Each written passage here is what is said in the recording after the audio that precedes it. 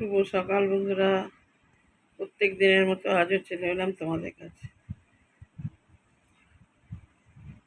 আজ বলবো দক্ষ যজ্ঞের কাহিনী। প্রজাপতি দক্ষর ছিল 7টি কন্যা।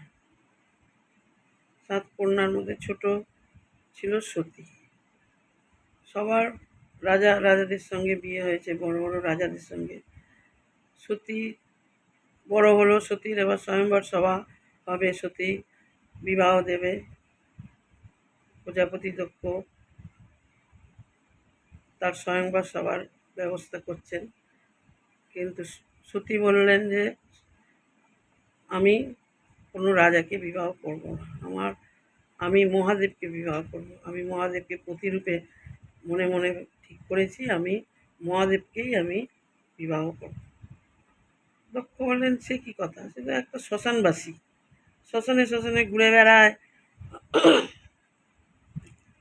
পশু ছাল পরে থাকে, এই কি না ছাই ভস্ম মেখে থাকে, ও তো আমার জামাই হতে পারে না, কি করে হবে, সম্ভব নয়। কিন্তু সতী তো ছাড়তেই রাজি নয়। সতী বলছে না, আমি তো মহাদেবকেই স্বামী রূপে বরণ করেছি, আমি ওকে স্বামী রূপে মনে মনে ভেবেছি, আমি মহাদেবকেই আমি স্বামী বলে জানি, আমি তাকে স্বামী রূপে বরণ করব।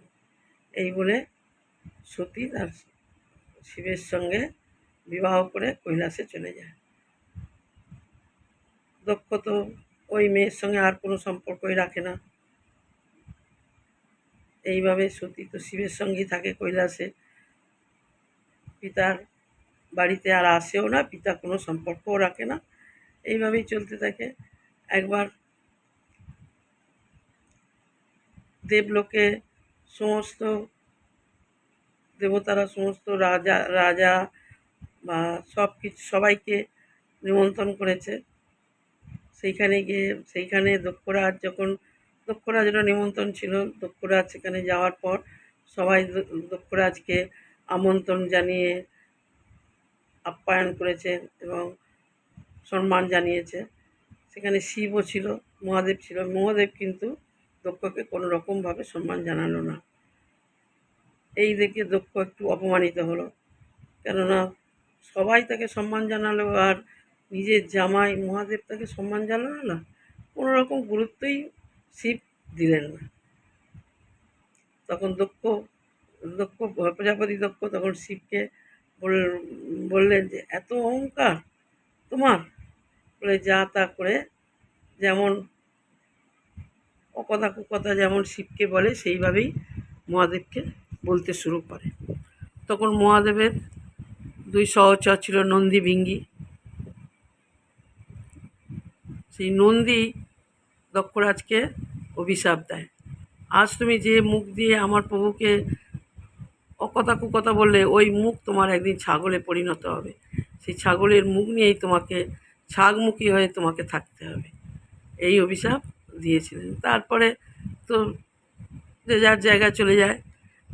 সেই থেকে দক্ষ তো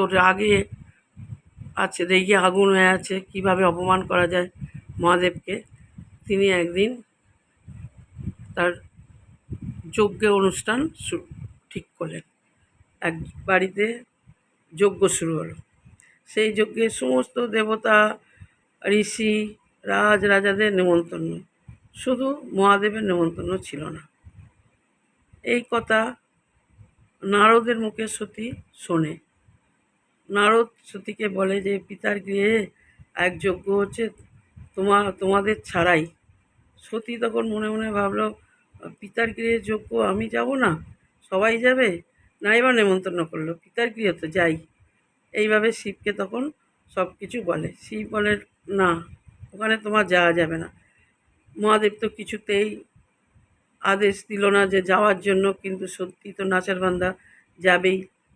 মহাদেব কিন্তু তখনই বুঝতে পেরেছিলেন যে কি অবস্থা হতে পারে, সেই জন্য সতীকে একদমই যেতে দিতে চাইছিলেন না। কিন্তু নিয়তি তখন সতীকে আদেশ দেয় যাওয়ার, কিন্তু একা তো পাঠাতে পারে না, সঙ্গে নন্দী আর ভিঙ্গিকে দিয়ে সতীকে পাঠিয়ে দিল বাপের বাড়ি। পিতার গৃহে গেল, পিতা তো কোনো রকমভাবেই আদর আপ্যায়ন করলো না। এই দেখে সতীর মনে খুব কষ্ট হলো। আর সতীকে দেখেই মহাদেবের নামে নানা রকম অকথা কুকথা বলতে শুরু করে দিলেন দক্ষ। তখন সতী পিতাকে বললেন, পিতা, সে তো কোনো কিছুতে থাকে না, সে তো সবার ওপরে থাকে, সে তো কোনো রকম কারোর ব্যাপারে থাকে না, তুমি তাকে কেন এভাবে অসম্মান করো, কেন তার নামে এত কুকথা অকথা বলো? বলো না বাবা, পিতা, আমি সহ্য করতে পারছি না। কিন্তু পিতা দক্ষে মহাদেবের নামে বলেই চলেছে, নানান রকম কথা বলেই চলেছে। শেষে সতী সেই কথা সহ্য করতে না পারে সেই দক্ষের যে যজ্ঞ হচ্ছিল সেই যজ্ঞে আগুনে ঝাঁপ দিয়ে সতী দেহত্যাগ করে। সেই সময় শিবের কাছে সেই কথাটা যায়। শিব তার রেগে গিয়ে মাথার জটা ছিঁড়ে ফেলে। সেই দক্ষে এসে নানান ভাবে রেগে যায়, রেগে গিয়ে একদম তাণ্ডব শুরু করে দেয়। তখন তার মাথার জটা ছিঁড়ে ফেলে দিল। সেই জটা থেকে এক দানবের সৃষ্টি হলো, যার নাম বীরভদ্র। সেই বীরভদ্র এই যজ্ঞকে একদম ধ্বংস করে দিল। যজ্ঞেরও তার যজ্ঞে একেবারে নির্মূল হয়ে গেল সেই যজ্ঞ। তখন সেই তার দক্ষের মুণ্ডটা ছেদন করে দিল। মোর শরীর থেকে তার মুণ্ডু আলাদা হয়ে গেল। তখন কি হবে, কিভাবে কি করবে? তখন ব্রহ্মা তাকে একটি ছাগলের মুখ দক্ষের মুখে বসিয়ে দিলেন। কিছু করার নেই। সেইভাবে তখন থেকেই দক্ষ ছাগলমুখী হয়ে বেঁচেছিল সেই থেকে।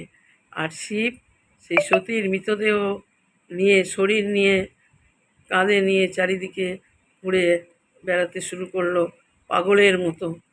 শেষে সমস্ত দেবতারা কেউ ঠান্ডা করতে পারছে না। তখন বিষ্ণু আর ব্রহ্মার কাছে গেলেন। ব্রহ্মা তখন অনেক কষ্টে শিবকে ঠান্ডা করেছিলেন। শিব সেই সতীর দেহকে নিয়ে যখন কাঁধে করে নিয়ে ঘুরছেন, তখন বিষ্ণু তার চক্র দিয়ে সতীর দেহকে খণ্ড করে দিয়েছিল। তখন ৫১ খণ্ড হয়েছিল। ৫১ খণ্ড ছিটকে ছিটকে ৫১টি জায়গায় পড়েছিল। সেইটাই ৫১ পীঠ নামে আমাদের কাছে বিখ্যাত। আর পরজন্মে শিব এতই সতীকে ভালোবাসত, পরজন্মে হিমালয়ের স্ত্রী মেনকার গর্ভে পার্বতী রূপে জন্মগ্রহণ করে। সেই পার্বতী আবার শিবের সঙ্গে বিবাহ হয়, আবার শিবের অর্ধাঙ্গিনী হয়ে থাকে। কেমন লাগলো তোমাদের কাছে? তোমরা কিন্তু বলো, কমেন্টে জানিও।